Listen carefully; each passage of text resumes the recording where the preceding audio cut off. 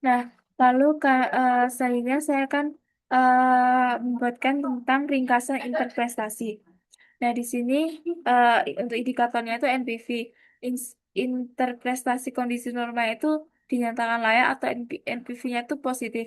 Usahanya itu menguntungkan. Untuk kriteria investasi itu dikatakan layak karena lebih dari nol.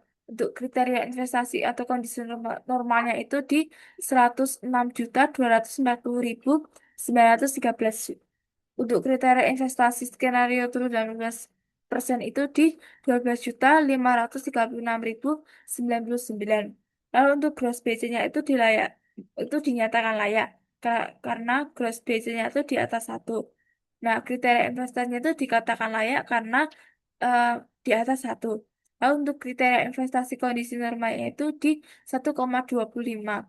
Untuk kriteria investasi skenario turunnya itu di 1,03. Lalu untuk net BC-nya itu layak atau net BC-nya itu di atas satu. Untuk kriteria investasi dikatakan layak itu karena lebih dari satu. Untuk kriteria investasi kondisi normalnya itu ada di 2,28. Untuk kriteria investasi skenario turunnya tuh ada di 1,15. Untuk IRR-nya itu bisa dikatakan layak karena IRR-nya itu di atas diskon rate atau eh, apa ya, di atas di kontrak tuh lebih dari satu. Lalu kriteria investasi kondisi normal itu ada di 52,96%. Itu kriteria investasi skenario-nya itu turun 16,37%. Lalu payback periodenya itu layak atau modal kembali sebelum 5 tahun. Untuk kriteria investasinya itu tuh karena kurang dari 5 tahun.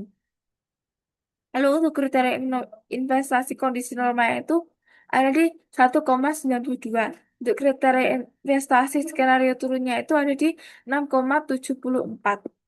Lalu untuk keputusan akhirnya itu bisa dikatakan layak atau layak jika mayoritas.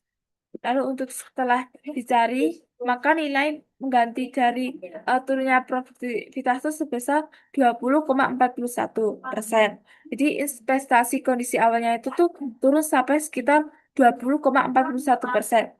Nah, dari kondisi normal. Nah, sebelum usaha ini berubah menjadi titik layak atau NPV-nya sama dengan nol itu, titik imbas karena skenario yang diuji di soal itu turun sekitar 18%, masih di titik impas yaitu 20,41%.